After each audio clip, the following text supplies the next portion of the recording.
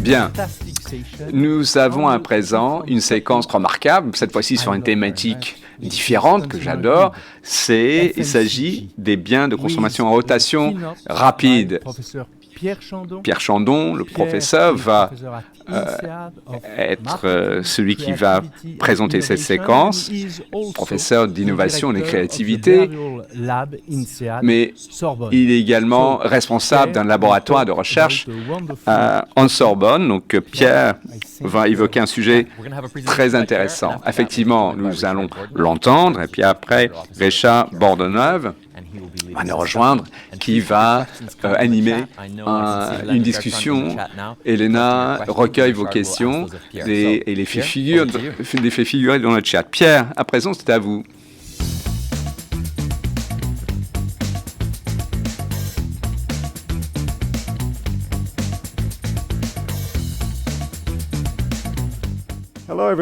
Bonjour.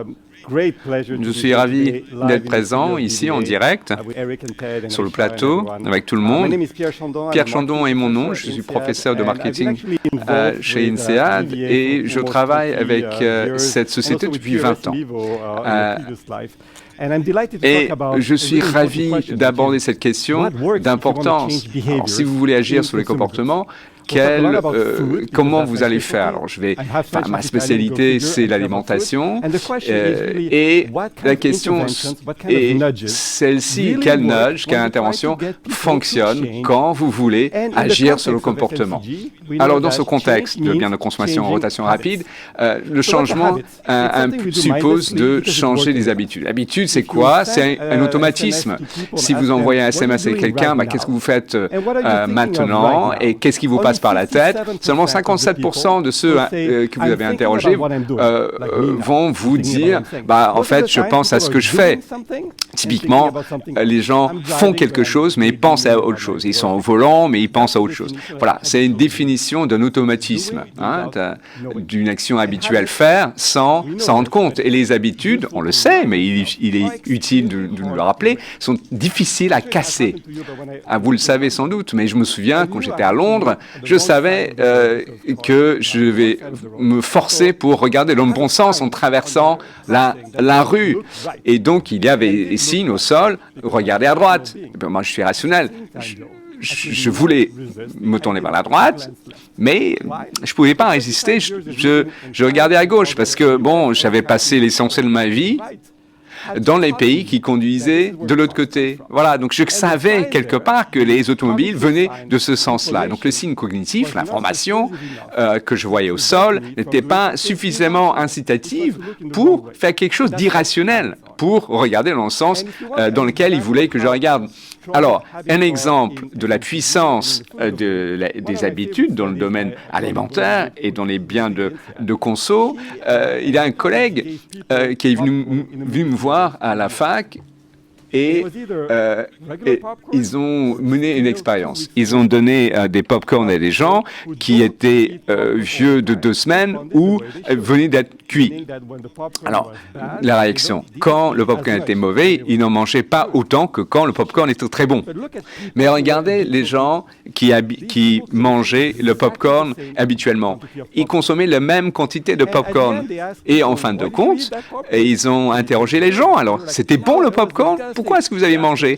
Non, c'était mauvais, c'était vraiment exécrable, mais bon. En même temps, j'étais accoutumé à consommer du pop-corn. Donc, il faut garder cela à l'esprit. C'est difficile de faire évoluer les habitudes. Pourquoi? Parce que les habitudes ont marché précédemment. Difficile de faire évoluer les comportements dans le domaine alimentaire, justement. Et c'est mon propos. Donc, voilà, 3 nudges, des nudges cognitifs, donc la transmission d'informations, puis ensuite des nudges effectif, agir sur l'élément effectif, la séduction, agir sur le cœur, non pas uniquement sur la tête, et puis ensuite des mesures comportementales qui vont faire évoluer le comportement des gens, mais sans agir sur la volonté des gens. Alors, le côté cognitif, c'est quoi?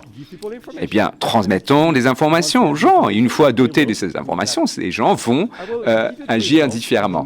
Alors, il y a eu une méta-analyse, c'est-à-dire des analyses issues d'autres analyses, 299 résultats provenant d'autres études, menées toutes, c'est important, sur le terrain, dans les supermarchés, dans les points d'alimentation, dans les restaurants, parce que nous savons, dans le secteur alimentaire, il y a un immense gap entre ce que les gens font et ce que les gens disent ce qu'ils font. Donc, in vivo, faire les choses sur le terrain, c'est essentiel. Donc voilà, les ménages cognitifs. Il s'agit de savoir ce qui se passe ou ce qui ne se passe pas. Par exemple, l'étiquetage. Parmi les 7 nudges que je vais vous montrer, c'est l'unique chose qui n'a pas agi de façon sensible sur le comportement des gens. Alors ici, nous cherchons à quantifier cet effet. Et dans un monde idéal, des informations nutritionnelles, par exemple, sur l'étiquette d'un aliment, on peut s'attendre, mettons, à avoir 50 calories de moins, 5 cubes de sucre. On les voit sur mon schéma. Et d'autres nudges cognitifs, passer d'un descriptif à quelque chose de prescriptif.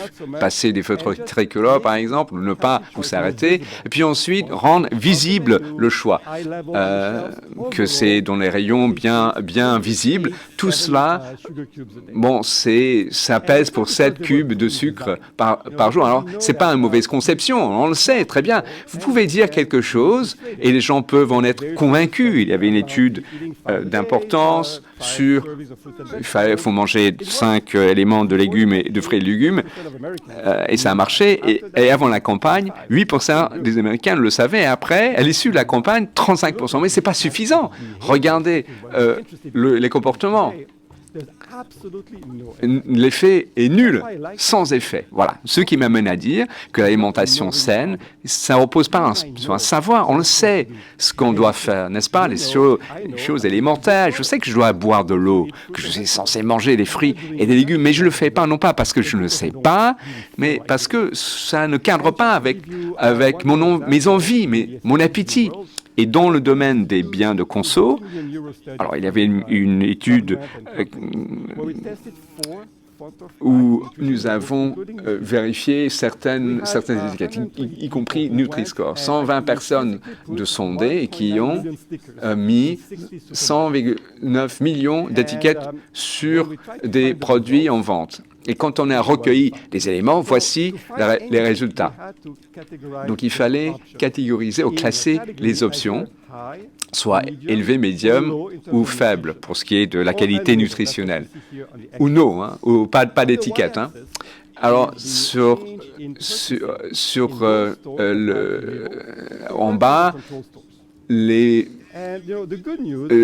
achats réalisés dans les magasins inclus ou pas dans l'étude. Donc, augmentation de vente de 15%, c'est une bonne nouvelle, mais pas d'effet sur les aliments de qualité moyenne ou faible. Et cela marche indépendamment du système utilisé. Avec le feu tricolore, notamment, c'était moins efficace. Mais même si on a mené une étude vaste, très, très importante, les effets étaient quasi nuls. Alors, on a mené une analyse au laboratoire, les gens réalisaient des achats au labo, mais les effets dans le monde réel avaient 17 fois moins d'importance qu'au labo. C'est très difficile donc d'agir sur les comportements avec des informations. Alors j'aime bien Nutri-Score, c'est demandé par les clients, on ne peut pas s'opposer à la transparence. Et ça va avoir une incidence sur les gens qui se soucient de leur alimentation. Mais pour agir fondamentalement sur les habitudes, eh bien, bon, c'est un peu trop audacieux. Alors, que faire? Il faut se centrer sur ce que les gens veulent. C'est l'appétit, c'est la saveur, puis ensuite c'est le prix, et puis après la commodité. Alors les gens se soucient peu finalement de la qualité de l'alimentation. Alors, les consommateurs britanniques, par exemple, est-ce qu'ils suivent les orientations de santé du gouvernement? C'est proche de 1%. Donc, là, pour toucher la question de la nutrition, il faut passer par l'axe plaisir. Alors, je suis convaincu que le plaisir, ce n'est pas l'ennemi, mais c'est l'allié d'une alimentation saine. Alors, regardez mon schéma. Dans l'ensemble, si on passe de la rationalité pour parler du cœur, pour parler du plaisir, en moyenne, l'efficacité est double. Donc, voilà, multiple par 2. Alors, il y a une étude menée aux États-Unis. Ils ont regardé la vente des légumes. Alors, il y avait des contraintes où il y avait une descriptif green beans, d'haricots verts. Puis ensuite, il parlait des bénéfices nutritionnels. Donc, les green beans nutritifs. Alors, résultat, une réduction de 21% du volume de légumes vendus. Une réduction, une contraction, parce que si vous parlez de la santé, un grand nombre de consommateurs, surtout ici, des étudiants, des jeunes, bon, ils pensent que la saveur sera exécrable, donc ils évitent. Alors, qu'est-ce qu'ils ont fait? La vieille astuce qui consiste à vendre l'aliment qui est bon pour vous en appuyant sur la saveur. Donc voilà, il faut décrire que c'est sensoriel. Enfin, les green beans issus de Sichuan, haricots très très bons. Là, vous parlez de la provenance, etc. Donc là, plus 14% de volume de vente. Voilà, donc sur 14 campus universitaires, des vrais gens, des vrais achats. Donc, ce qui est sympa, quand vous privilégiez un discours de plaisir, vous allez inciter les gens à manger bien. Alors, maintenant, la mauvaise alimentation. Là, le plaisir compte aussi. C'est une étude que j'ai lancée chez nous, chez INSEAD, avec un institut culinaire à Lyon. Alors, il y avait un buffet, tout ce que vous pouvez manger, 15 €. Ils n'avaient pas le choix de ce qu'ils mangeaient, mais la quantité, si. Alors, c'était très français, quenelle, hachis parmentier et le reste. Tarte au citron, en dessert.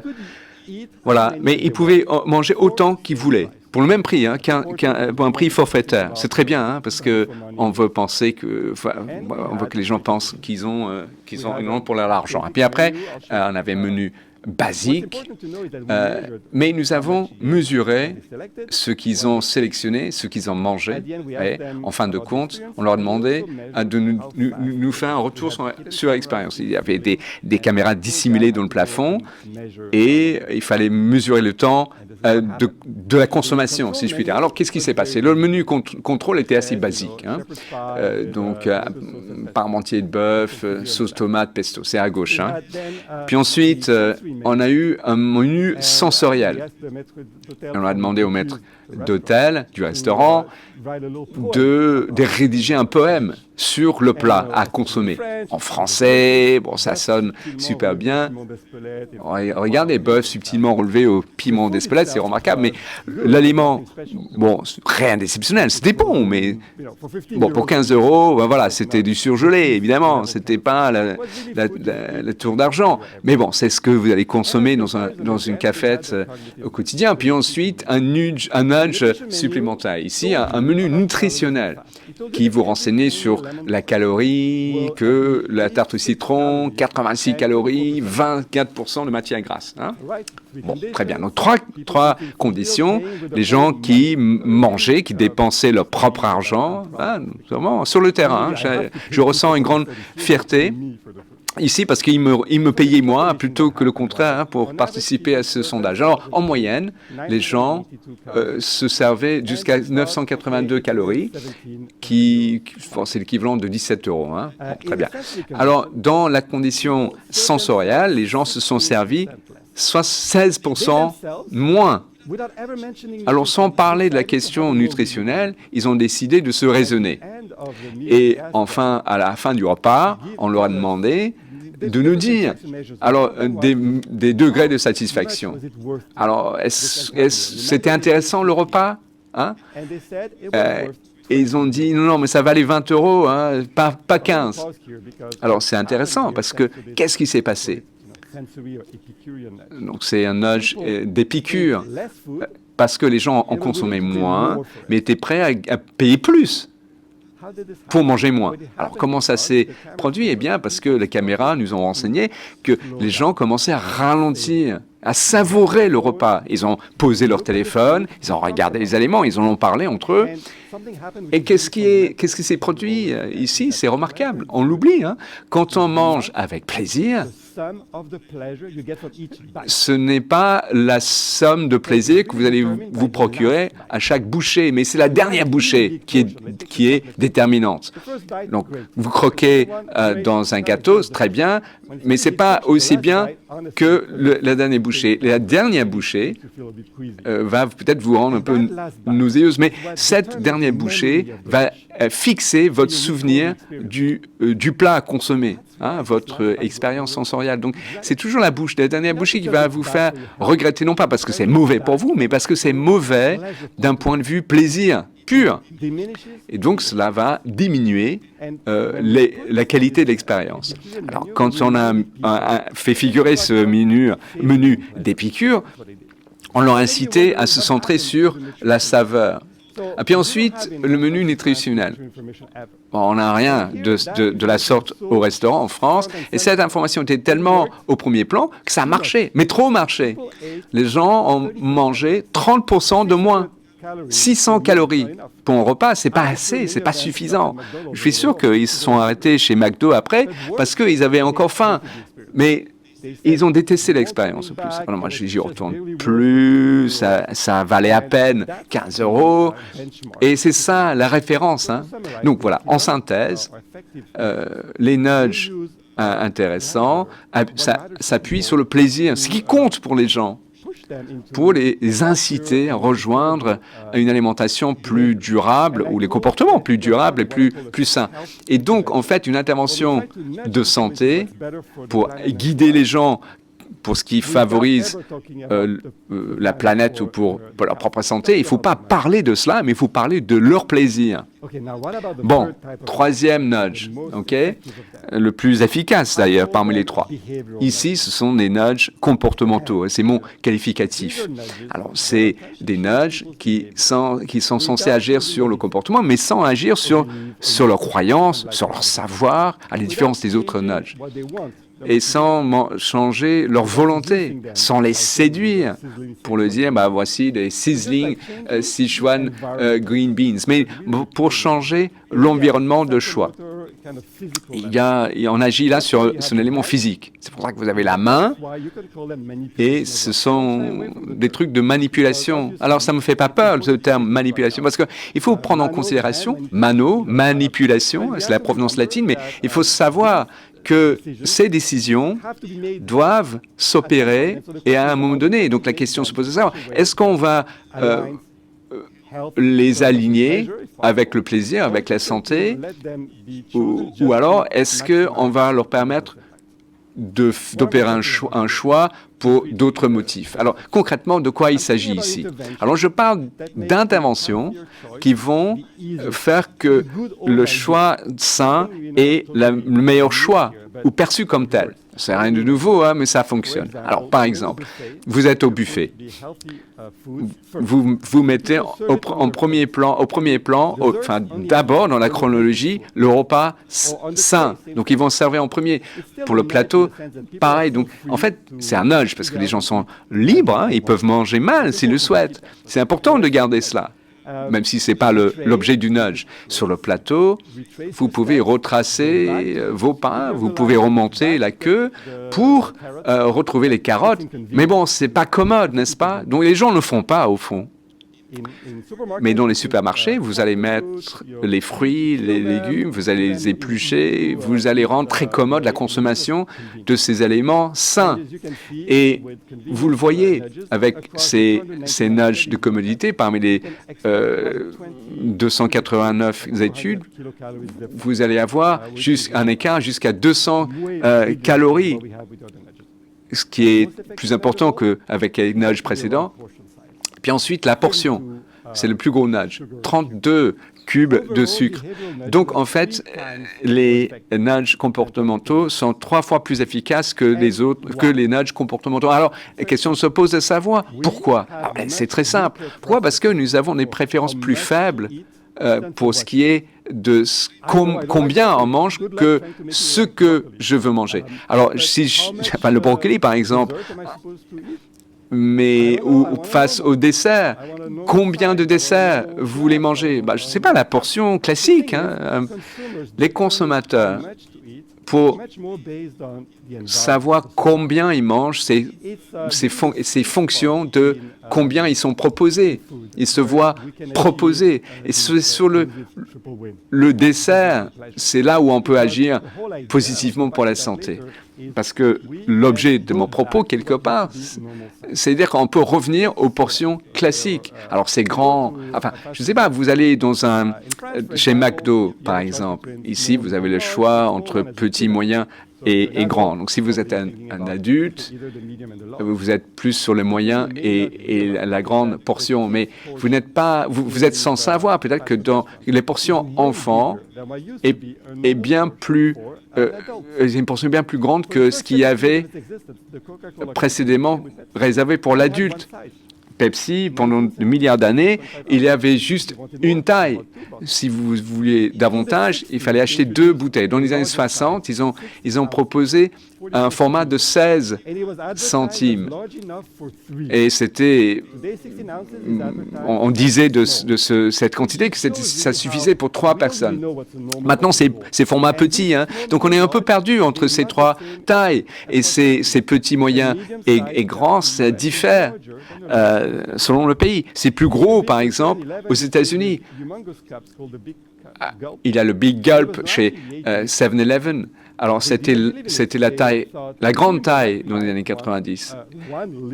D'ailleurs, ils pensaient, qui va consommer une portion d'1 litre? Mais c'était tellement abouti comme démarche qu'ils ont rajouté le Super Big Gulp et puis ensuite le Double Gulp. 190 centilitres. Alors, marquons une pause. Nous sommes passés de 19 centilitres jusqu'à 10 fois plus. 10 fois plus, 190 centilitres. Alors, la fait est, au fond, c'est que même si vous n'allez pas choisir de Double Gulp, parce que, alors, je ne vais pas boire ça, c'est énorme, mais le fait que ça existe, cela agit sur ce que vous pensez être une taille dite normale. Donc, il faut revenir à cela. Mais c'est difficile. Pourquoi? Eh bien, parce que nous ne savons pas apprécier la quantité. Personne ne va lire quantitativement le litrage, l'information sur le litrage. Alors, on a dit à des gens, il y a 17 M&M's dans la petite taille. Et vous allez deviner le nombre des M&M's dans les autres formats. Et plus c'était proche, plus c'était précis, plus d'argent ils allaient gagner. Bon, alors les gens qui vont entendre les enchères, ils vont s'ajuster par rapport à l'enchère. Alors sur les Y, c'est ce qui était estimé, et à l'horizontale, le comptage réel.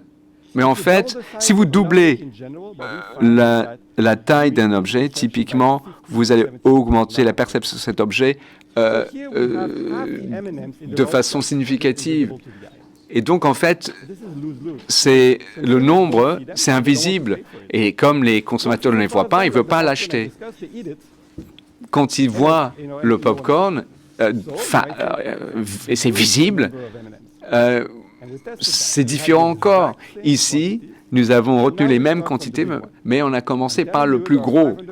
Et il y a 592 M&M's dans le plus grand format.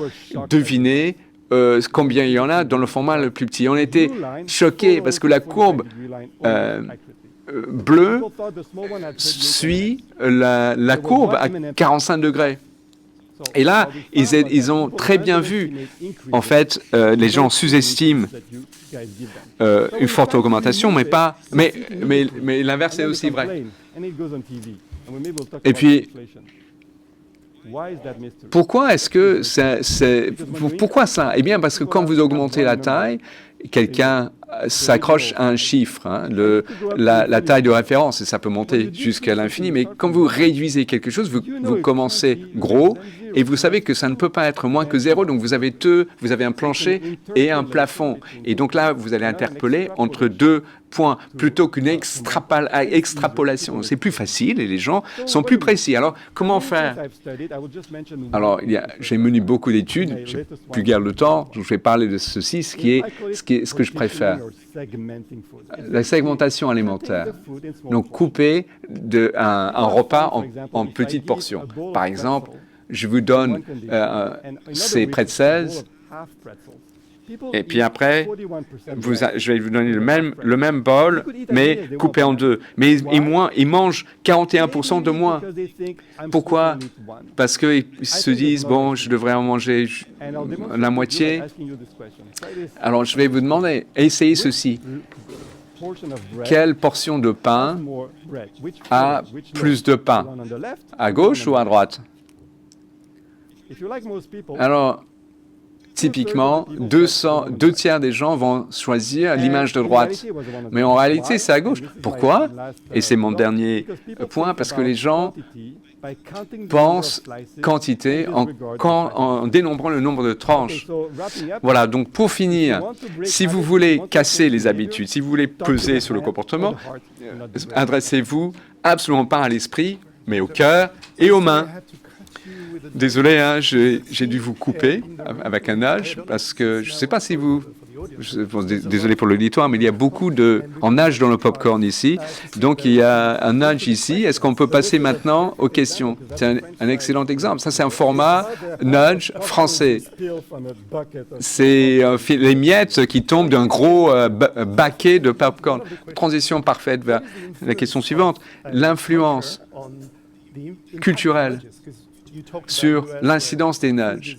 Alors, vous parlez des États-Unis, où l'aliment est estimé comme combustible, mais les perceptions diffèrent. C'est vraiment spécifique à la culture, l'alimentation. Et ces nudges d'Épicure fonctionnent mieux en France qu'aux États-Unis. On s'attend à ce qu'un aliment ait meilleure saveur. Si je parle de son profil sensorial, mais les Français vont dire, si c'est plus intense et aussi intense, je n'ai pas besoin d'en manger. Mais les États-Unis, au contraire, ils vont en manger beaucoup plus. Donc, il faut prendre cela en considération. Mais c'est encore quelque chose qui peut évoluer. Regardez le menu d'Épicure. Ça fonctionne aux États-Unis, mais pas aussi bien. Très bien. Autre question pour vous, vous avez parlé de friflation, réduire la taille, augmenter le prix au kilo par exemple, quelque chose qui n'a pas forcément une bonne réputation du point de vue marketing. Bon, qu'en pensez-vous? Le consommateur n'aime pas parce que c'est une perte pour lui. La vraie question c'est, préférerait-il une augmentation de prix? Ça marche avec tout le monde. Si vous prenez le prix au kilo, c'est quoi le pire? Une augmentation de 33% du prix ou une baisse de 33% de la quantité? Les gens pensent que c'est la même chose. Or, ce n'est pas la même chose. Une baisse de 33% de la quantité, c'est 50% d'augmentation du prix. Voilà. Imaginez, j'augmente le prix de 100%. C'est pas une bonne nouvelle. Hein. Imaginez, on baisse la quantité de 100%, là, il n'y a plus rien. C'est pire. Ensuite, la shrinkflation, le problème de la shrinkflation, c'est que c'est caché. Voilà, c'est que c'est écrit quelque part en tout petit en dessous. Voilà, c'est jamais bon. Ça, le client, il n'aime pas.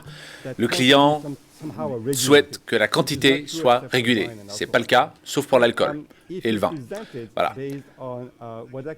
Donc, si vous dites, voilà, là on est sur du plaisir, c'est pas le petit paquet, mais c'est le paquet plaisir, là c'est différent. Là, ça peut jouer un rôle. Surtout si c'est mis en avant de manière premium, que c'est une offre premium ou quelque chose comme ça. Alors, vous avez évoqué le mot transparence qui figure dans l'une de mes questions. Est-ce que la transparence permet d'avoir des nudges plus efficaces? Écoutez, pas forcément. C'est une bonne question. On sait que les entreprises qui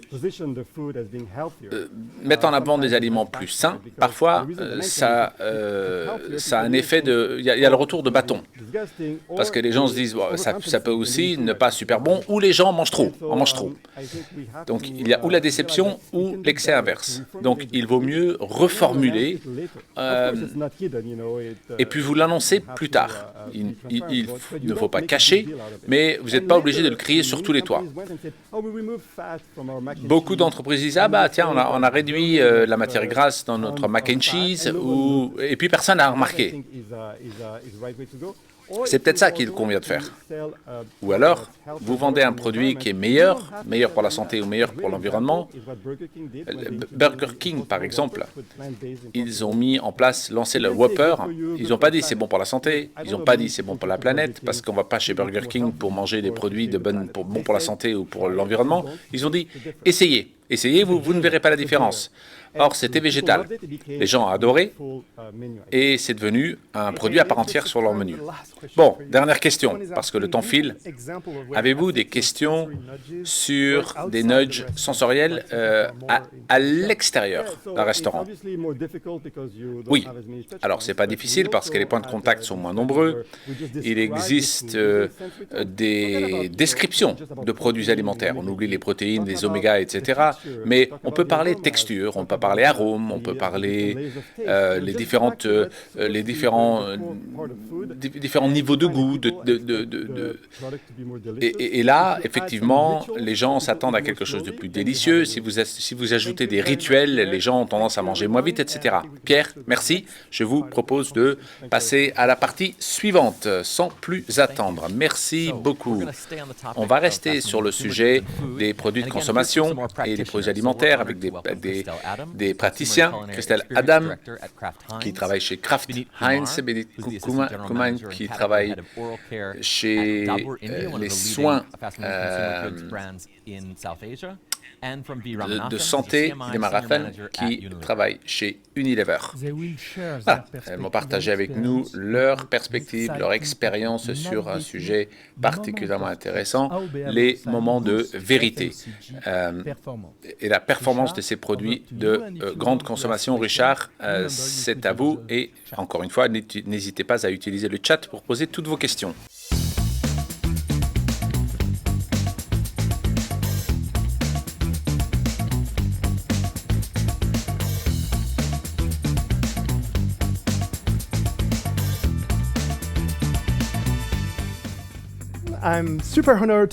Voilà, très honoré d'avoir trois invités qui viennent de trois lieux du monde différents et qui vont parler de ces moments de vérité. Nous avons Pays-Bas, Christelle Adam. From India, we have en direct d'Inde, Vinit Kumar, et de Singapour, nous avons Ramanathan, who will discuss the three moments of truth. Qui vont tous les trois évoquer les moments de vérité. Si vous ne connaissez pas les FMCG, c'est une expression qui parle de l'expérience client. Le premier moment de vérité, c'est lorsque vous entrez dans le magasin, vous choisissez le produit dans un rayon. Comment est-ce que vous pouvez... donc, ça, c'est le premier moment de vérité. Le deuxième moment de vérité, c'est à la maison. Lorsque vous voulez cet effet de surprise positive pour encourager la fidélité, pour que le client revienne. Et puis ensuite, il y a la publicité. Le moment de vérité autour de la publicité. Comment créer des activations qui fait que vos clients vous préfèrent, vous, à la concurrence. Voilà. On va démarrer avec Vinit Kumar. qui gère une marque bien connue en Inde, Dabur. Et Binit est également a travaillé avec un certain nombre de personnes qu'il va évoquer. Binit, vous savez que les sciences comportementales et les sciences marketing fonctionnent. Est-ce que vous pouvez nous donner quelques exemples pour le consommateur? Absolument. La science comportementale et la science du marketing sont liées et influencent le comportement humain.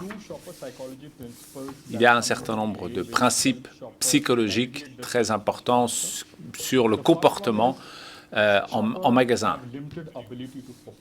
Le consommateur désélectionne avant de sélectionner. Ça, c'est une loi très importante.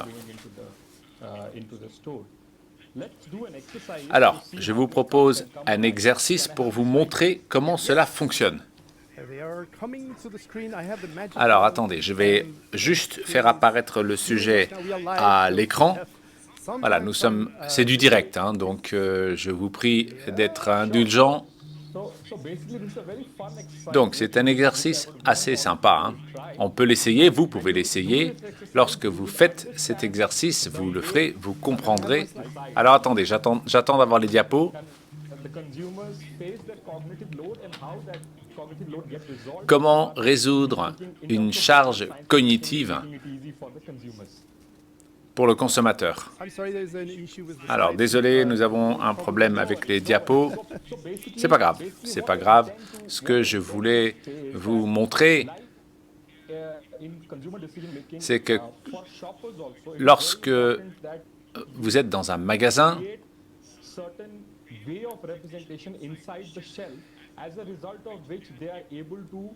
il faut une représentation des produits pour que le consommateur puisse choisir rapidement.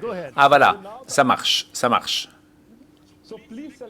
Alors, je vais vous demander de sélectionner un film que vous avez envie de regarder. Est-ce que je peux passer à la diapo suivante? Allez-y, allez-y. Maintenant, sélectionnez à nouveau. Et dans le deuxième scénario, vous réalisez que là, c'est beaucoup plus simple, n'est-ce pas? Parce que là, vous pouvez décider plus rapidement ce que vous allez choisir. Eh bien, dans un magasin, c'est exactement la même chose. Il y a des entreprises qui font des planogrammes qui permettent aux consommateurs de choisir beaucoup plus rapidement leur. Cela est évidemment lié aussi au marketing avec une disponibilité physique très importante. Donc avoir la bonne présence produit, les bonnes références produits qui va résoudre les problématiques du consommateur et puis l'emplacement sur dans le rayon. Et c'est là qu'on voit que les sciences comportementales et le marketing se rencontrent finalement. Très bien. Alors, on a l'impression d'y être, hein. Donc, mais imaginons, vous n'êtes pas dans un magasin. Comment est-ce que l'on peut faire, comment est-ce qu'on peut influencer le choix du consommateur d'un produit versus un autre, alors lorsqu'il n'est pas en magasin? Alors, je pense que le consommateur n'est pas rationnel. Il cherche à rationaliser, mais nous sommes des êtres relatifs. Donc, tout dépend du contexte et de l'influence du contexte sur notre choix. Donc, un des principes en sciences comportementales, c'est que le client, le consommateur, a tendance à se rattacher à ce qu'il connaît. Donc, je vais vous mettre un autre exercice à l'écran. Voilà, donnez le nom de cette ville.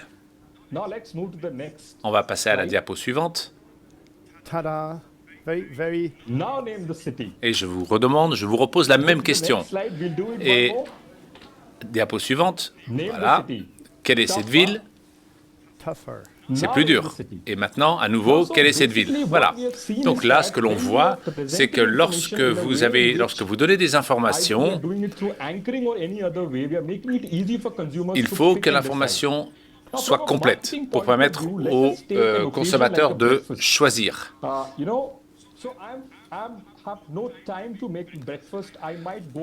Imaginez, je n'ai pas le temps de faire mon petit déjeuner.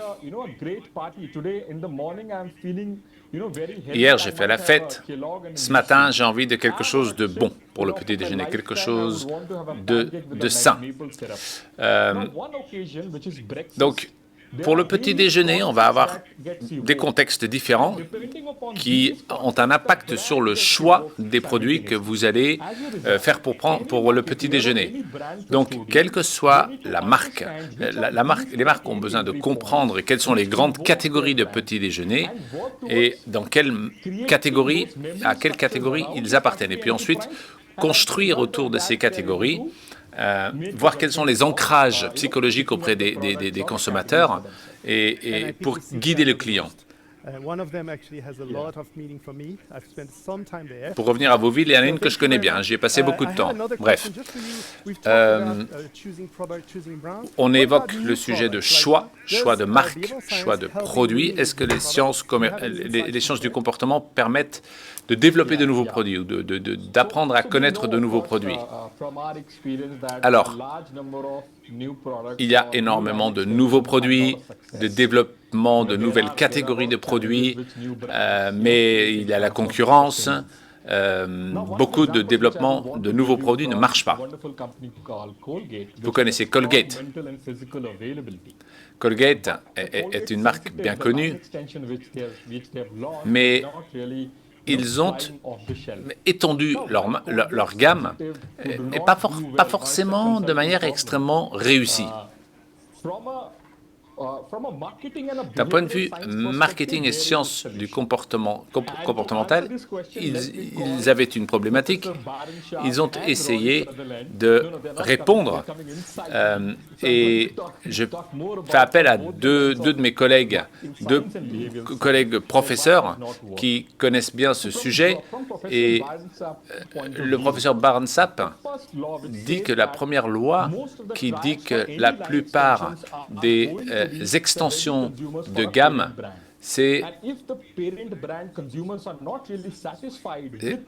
fonctionne, mais si le client n'est pas satisfait, on n'arrivera pas à changer les comportements.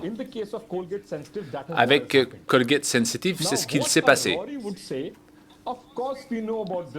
Alors, certains vous diront, on le sait ça, on le sait. Dans le domaine des sciences comportementales, les gens veulent des choses qu'ils connaissent, des produits avec lesquels ils sont familiers et se méfient un peu de l'innovation. Et c'est pour cette raison-là que cette extension de Colgate Sensitive n'a pas marché. Le professeur Barnstaff a dit qu'il y a aussi la loi du monopole. Dans toute catégorie, lorsqu'il y a un gros acteur, il va monopoliser le marché. Donc dans la catégorie, ce que Colgate a essayé de faire, mais il y a Sensodyne. Donc, lorsque vous rentrez dans sur ce terrain qui est occupé par un gros acteur, il est très difficile et c'est pour cette raison-là que pour Colgate, ça a été très difficile. Alors, Roy dirait quoi?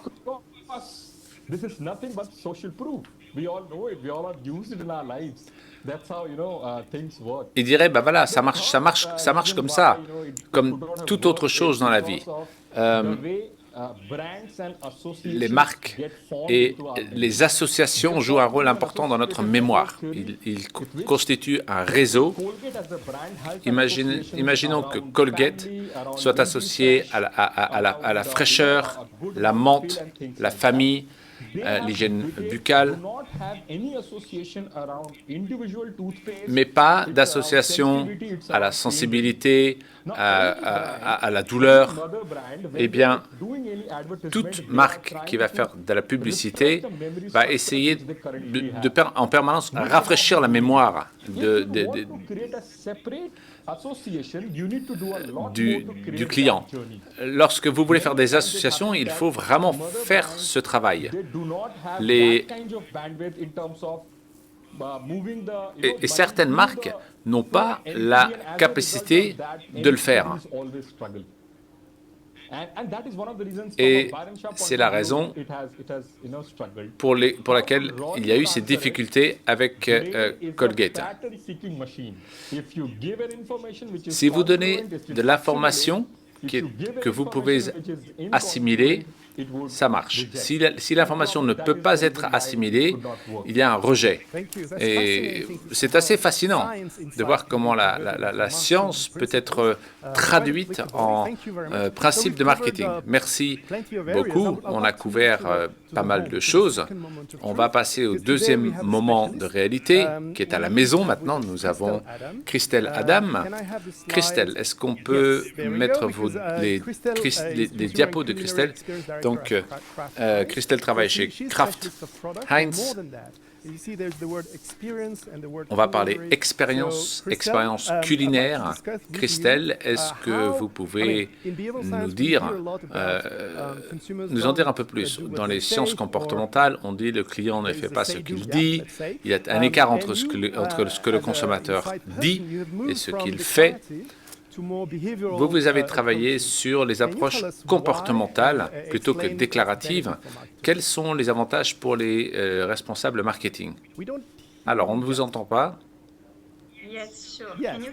Est-ce que vous m'entendez? On vous entend parfaitement bien.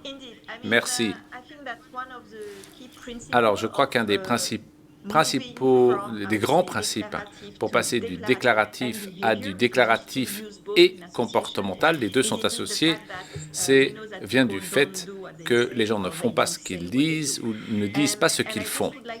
Et j'aimerais illustrer ce propos avec un certain nombre d'exemples. Est-ce qu'on peut aller... Voilà. Alors, je vais vous montrer un certain nombre de choses. Nous avons mené des études. On a une marque britannique et on a essayé de comprendre quelles étaient les expériences de nos consommateurs avec ces produits, notamment avec différents types de packaging. Donc en l'occurrence, ce sont des boîtes de conserve. Regardez cette vidéo. Alors ça vient, on va lancer la vidéo, voilà.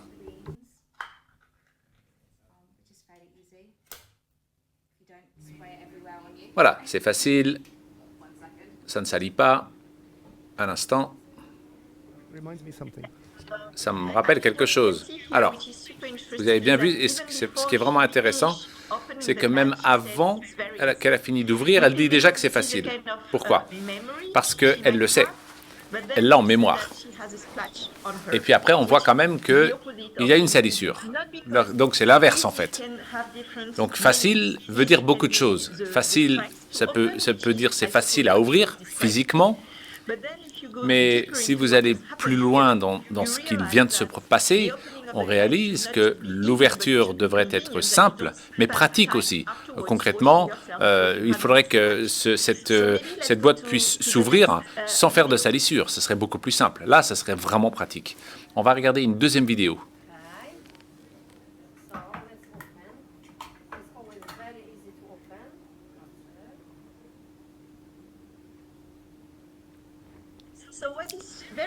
Voilà. Alors, ce qui est intéressant dans cette vidéo, c'est qu'on a mis en place des solutions grâce à l'observation de consommateurs. On voit ici que le système d'ouverture reste en place, d'accord, sur la boîte de conserve. Et elle ne le mentionne pas, elle le fait. Elle dit simplement, c'est super facile. Mais le mot facile veut dire plusieurs choses. Et ce que l'on voit ici, c'est que le couvercle reste en place, mais ça veut dire différentes choses. Premièrement, il n'y a pas de salissure, puisque la salissure se fait lorsque l'ouverture, le système d'ouverture, le couvercle s'enlève. Et là, ce qu'on voit, eh bien, c'est que ce couvercle reste en place. Et puis, ça apporte d'autres avantages. D'abord, vous ne salissez pas. Deuxièmement, c'est moins dangereux parce que on ne peut pas se couper avec le couvercle. Il n'y a pas ce risque de coupure, de se trancher. Donc, ce n'est pas simplement un problème ou une question de facilité, mais d'autres aspects rentrent en ligne de compte, la sécurité, les salissures, etc. Bref, lorsque vous faites ce type d'études, qui consiste à essayer de comprendre comment le consommateur réagit face à un produit, il faut aller sur le terrain et faire ce type de vidéos. Elles nous permettent de voir ce que font les gens et ce qui est vraiment important, c'est le pourquoi. Il faut gratter pour essayer de comprendre pourquoi telle ou telle personne fait telle ou telle chose. Souvent, les personnes ne réalisent pas. Donc après, on fait des entretiens, on pose des questions et vraiment on creuse.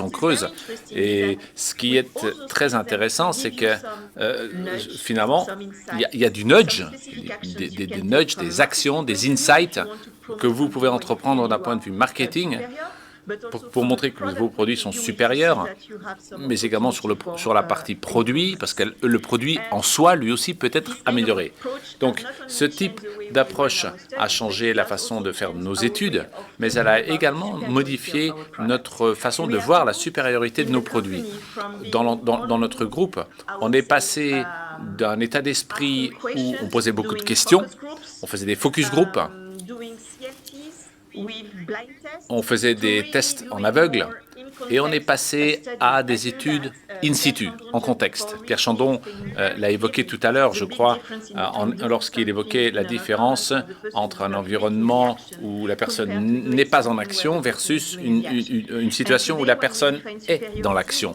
Lorsqu'on parle de supériorité aujourd'hui, on parle de supériorité sur l'ensemble de l'expérience du consommateur et on analyse ce que fait le consommateur et ce qu'il y a derrière sa façon d'agir. C'est très intéressant. Ce n'est pas simplement du comportemental ou du déclaratif, c'est les deux, finalement. On l'a bien compris. Comment est-ce que vous utilisez cela pour créer de nouveaux produits? Quelque chose que la recherche et le développement peut utiliser, par exemple. Alors, c'est très riche.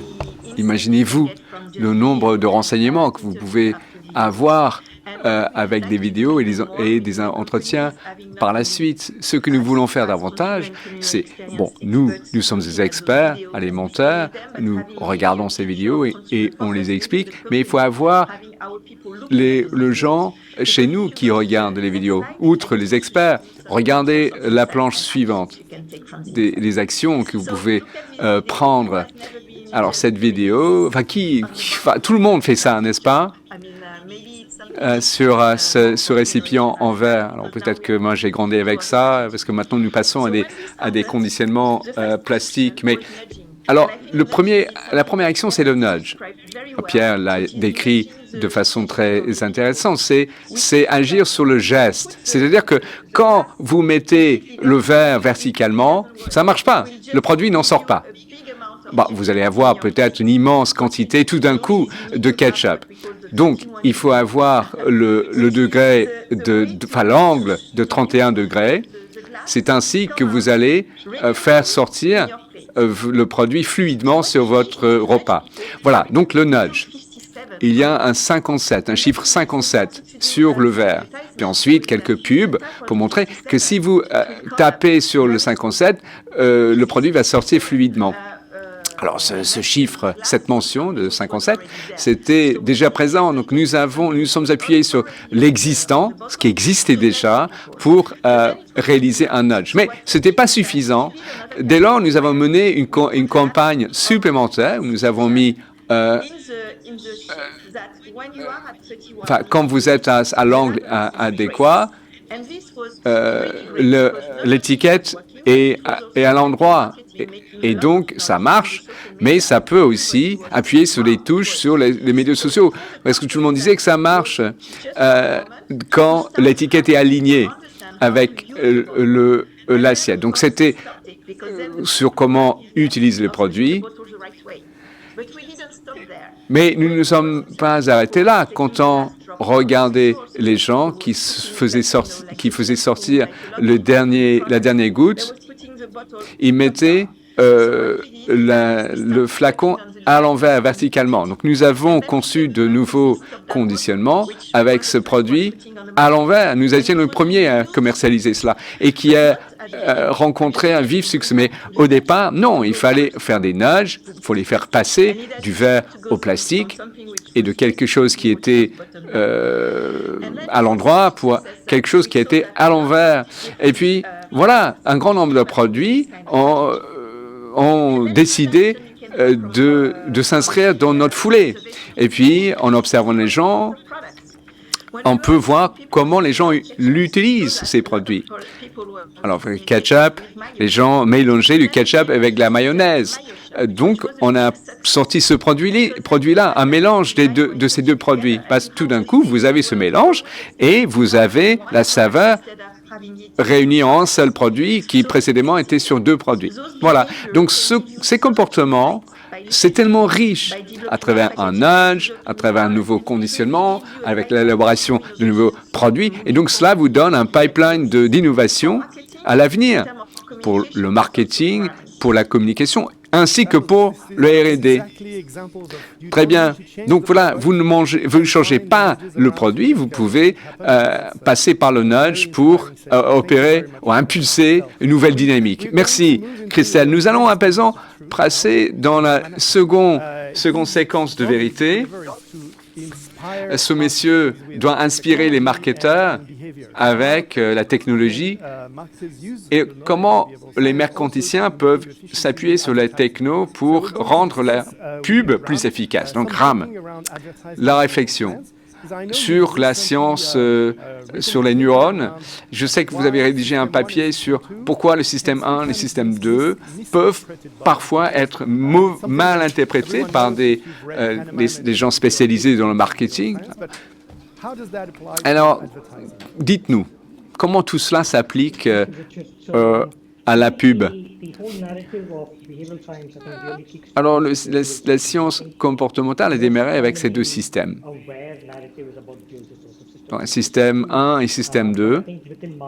Mais dans la recherche en marketing, il y a eu une mauvaise compréhension sur ce que cela signifie. Système 1, soi-disant, porte sur l'émotion. Système 2, c'est plus la rationalité. 50% des décisions sont issues de système 2 et notamment, et ainsi de suite.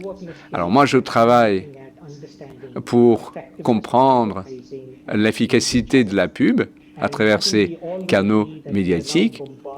Nous sommes inondés de contenu issu des marques. Et donc, cet écosystème médiatique s'élargit de façon exponentielle. Il y a beaucoup de points de touche qui se multiplient sans cesse. Mais il y a aussi la crise de la créativité, la crise attentionnelle. Et les gens, dès lors, évitent ces communications en marketing autant que faire se peut. S'ils peuvent quitter la page, où ils vont faire défiler du contenu, ou bien ils vont couper une pub YouTube. Ils vont faire tout pour éviter de façon active ce type de communication. Pourquoi? Eh bien, parce qu'on n'est pas en train de solliciter le système 2. Parce qu'il n'y a pas de système 1 sans système 2, sans l'apprentissage, sans expérience. On ne touche pas au domaine un domaine intuitif et au choix. Et tout dépend aussi des mémoires accumulées. Donc, moi, je regarde chaque support pour ce qui est d'un produit qui entre sur le marché. Chaque fois que vous avez soif, vous pensez à tel produit, telle boisson. Mais qu'est-ce que vous faites si des gens évitent activement la publicité de ces produits dont vous voulez véhiculer des bénéfices? Alors, c'est un défi qui existe aujourd'hui. Voilà. Donc, quand on veut vraiment construire la marque, parce qu'il faut qu'il y ait des associations avec votre marque, et ces associations doivent recentrer l'attention des clients. Et donc, voilà, qui dit ça dit comment maintenir l'attention des gens. Et vous allez le faire quand il y a une surprise, quand vous pouvez surprendre l'autre, quand il y a un élément de dissonance. Donc, ça induit une pause dans le défilement d'images sous le doigt du consommateur. Alors, vous allez passer d'image en image, et là, vous allez vous arrêter pour consulter quelque chose. Pourquoi? Parce que cela a capté votre attention. Et ça va le faire parce que c'est incongru. Ça casse finalement vos attentes. Ça vous permet de mieux comprendre ce que l'on veut vous véhiculer. Voilà. Donc, en fait, toute la question porte sur comment vous pouvez faire naître cette surprise. Donc, le grand défi, et c'est ma première planche, c'est quoi? C'est l'homogénéité, l'océan homogène. Alors, on en parle beaucoup. Il y a un article écrit par M. Morel qui parle de ces images homogènes de catégorie en catégorie. La conception des automobiles, notamment, les mêmes lignes. Les marques de café produisent des produits homogènes. Et donc là j'ai retiré ces images sur la toile. Alors, si je retire la marque, vous ne savez pas qui communique. Et ce qui fait baisser l'attention du consommateur, mais les consommateurs vont identifier mal la marque. Et en fait, les gens souhaitent acheter telle marque, mais en fait, ils se trompent de marque. Les grosses marques, normalement, sont sur le devant de la scène. Mais si les petites marques utilisent les codes des grosses marques, bon. Alors, le marketing, dès lors, doit faire naître la surprise. Je suis bien en peine de trouver des pubs qui parlent de bénéfices de façon à entraîner une surprise, pour faire sortir un contenu que vous serez bien enclin à partager avec un copain, qui serait susceptible d'être gravé en mémoire. C'est là où le défi réside. Et les crises de créativité dont on parle souvent, la réflexion à court terme et tout cela peut être remédié si on pense à comment maintenir l'intention de l'autre. Voilà, donc en fait, le système 1 s'enclenche au moment de la transaction ou même pendant le choix opéré par le client dans les rayonnages. Bon, c'est intéressant ce que vous dites. Alors, dans le marketing, ils agissent sur le court terme, mais ils veulent aussi construire une marque dans le long terme. Donc, comment la science peut aider dans cette démarche? Il y a beaucoup de discussions sur la question de savoir est-ce que je peux faire les deux avec une seule pub. Alors,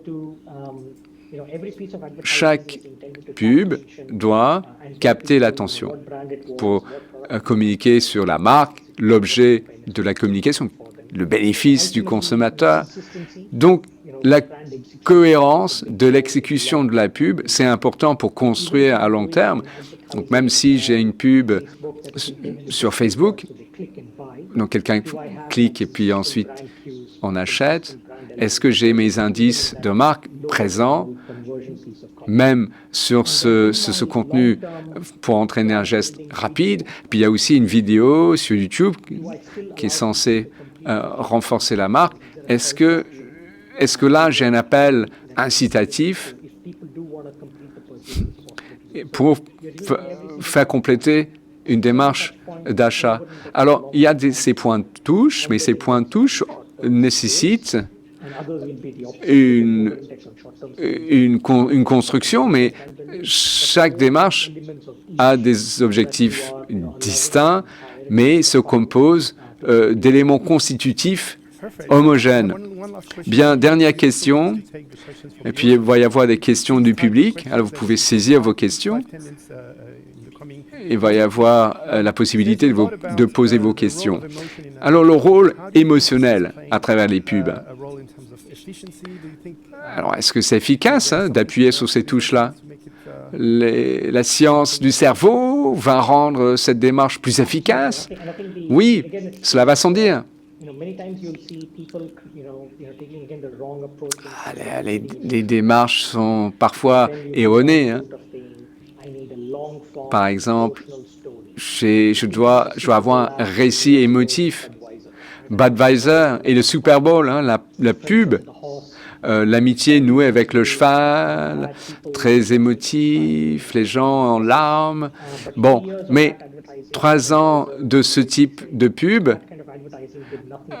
en fait, on a conclu, ça n'a pas stimulé les achats. Et donc, ils ont mis un terme à cette démarche-là. Donc, c'est très important d'être clair sur le rôle de l'émotion dans la pub. Les émotions jouent 2 rôles. Alors, ça va vous permettre de capter l'attention. C'est susceptible de mobiliser l'intérêt de quelqu'un. C'est la première chose. Mais une fois que je vous ai donné mon attention, il faut quand même que vous me disiez quelque chose d'utile. Là, je vois le rôle de la marque, j'en vois le bénéfice, je vois son fonctionnement. Mais en tout cas, il y a un message clair.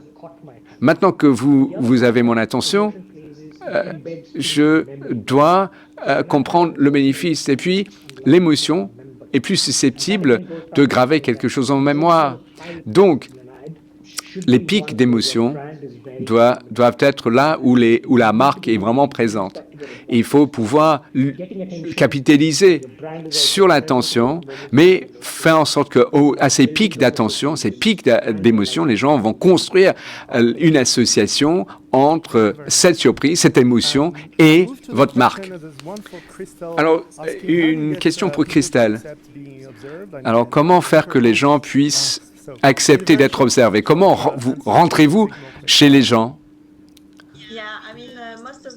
Alors, ces études sont menées avec des agences. Ces agences ont un public connu, qui sont spécialisés dans la réalisation de vidéos, par exemple. Il ne s'agit pas forcément d'aller chez les gens, mais il faut savoir comment ils vont se filmer eux-mêmes et la nature du test. Donc, il y a ces agences qui concluent des accords précis avec ce type de profil de consommateur. Bien. Il nous reste 5 minutes pour conclure. Alors, une question à l'adresse de chacun d'entre vous. Lancer des MPD, cela peut être difficile. C'est l'échec qui est la règle, finalement. Mais si vous deviez faire un conseil à ces experts en marketing, comment stimuler l'adoption de ces produits, l'appropriation de ces produits, ou comment concevoir le meilleur produit.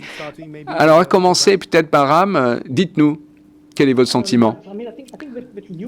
Alors, les nouveaux produits, il y a toujours le défi. Comment les placer?